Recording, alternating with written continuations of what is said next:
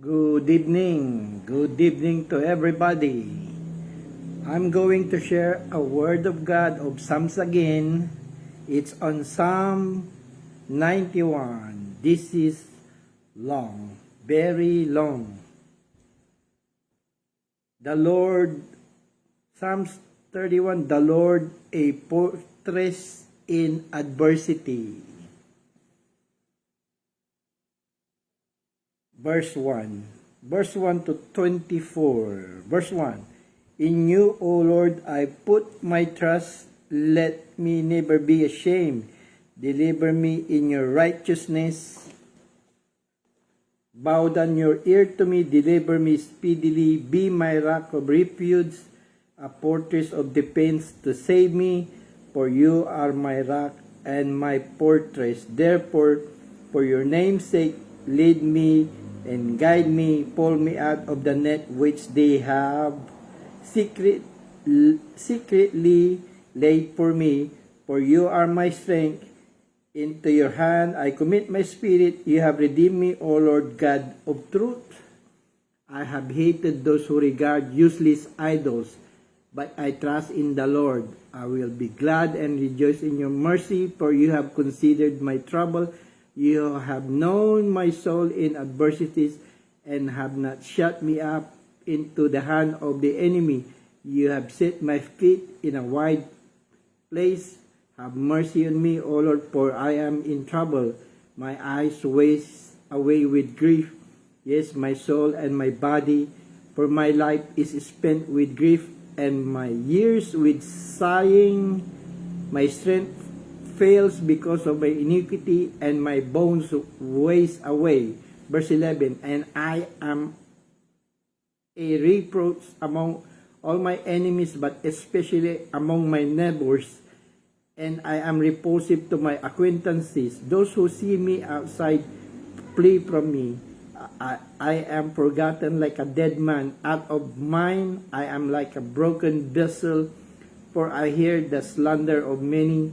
Fear is on every side. While they take counsel together against me, they scheme to take away my life. But as for me, I trust in you, O Lord. I say, you are my God. My times are in your hand. Deliver me from the hand of my enemies and from those who persecute me. Make your face shine upon your servant. Save me for your mercy's sake. Do not let me be ashamed, O Lord, for I have called upon you. Let the wicked be ashamed. Let them be silent in the grave. Let the lying lips be put to silence, which speak insolent things proudly and contemptuously against the righteous. Oh, how great is your goodness, which you have laid upon those who fear you, which you have prepared for those who trust in you. In the presence of the sons of men, you shall hide them in the secret place of your presence. From the plots of man you shall keep them secretly in a pavilion from the strife of tongues. Blessed be the Lord, for he has shown me his marvelous kindness in a strong city. For I said, in my haste I am cut off from before your eyes. Nevertheless you heard the voice of my supplication when I cried out to you, O Lord. Oh, love the Lord, all you his saints, for the Lord preserves the faithful and fully repairs the proud person. Be of good courage, and he shall straighten your heart. And you who hope in the Lord, and you who hope in the Lord. Alam niyo po, it says the Lord is a fortress in adversity. Yes, King David, he has a lot of enemies, neighborhoods, people. One time a pastor told me, that your neighborhood, the people around you, the place you live in, they're gonna hate you. That's what they say. That was like almost 7-8 months ago, and it's in here. And not only that, it says here, I have hated those who regard useless idols. You know, I remember a prophet who went to the Philippines. He said about idols, including black magic, that God told him that uproot idols, uproot black magic, do good things in all government, that government will do good things. It was mentioned for my country. That was almost like 12, 13 years ago. I don't want to mention it, but I just mention it. So it's almost the same as this, what he was saying. If you read it, it's almost like on me also, the way I'm experiencing my life since 2007 to now. It's really different. Too bad for me, I have did wrong things in my life. Yes, and I'm sorry. So it's all here, but I don't think King David did something wrong here. Only those other things, but in this area of this, or how long it was been, he doesn't have any things that he said here that he have committed any things that is not right upon people or upon somebody else. So if I'm going to, it's like the same situation. My situation is, yes, I have enemies. I have enemies in my countries. Yeah. And of course, chosen people, servant of God, their enemies are in the spirit. Yes. Mine, see, I have people disturbing things around. They keep disturbing things around that it's been a long time. I don't know why. You know, you can't pray against them to God. God would not respond, and God would not like that. And I found that out a long time ago. Until now, sometimes I forget. See, remember Jesus says, love your enemies, pray for those who spitefully use you. That's what God is. That's what Father is, in Jesus' name. So we can't pray against those who hate us, but we can pray those who are against us in the spirit, the devils or demons that are surround us, surround all people. We can go against them, but not the people. The Lord will deal with them on their situation of doing things that is not right upon chosen people who are repent genuinely. So this is almost the same as my life as King David on this situation. So you would know.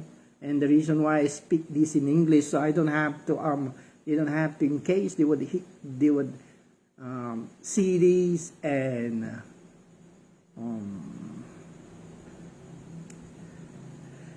listen to this.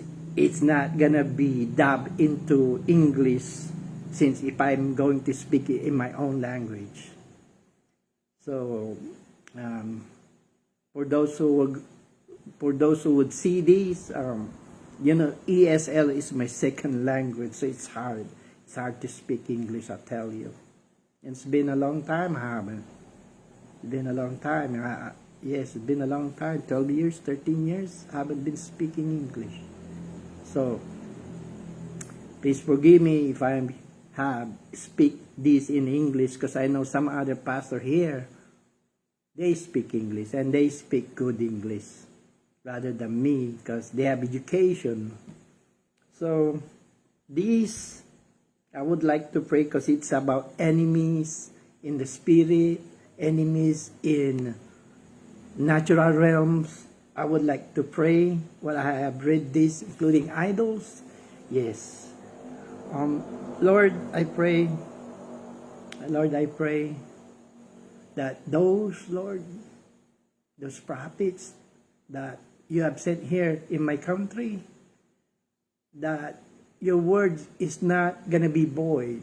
What you have said, that your word, you said, so shall my word be that goes forth from my mouth, it shall not return to me void, but it shall prosper in the things for which I sent it.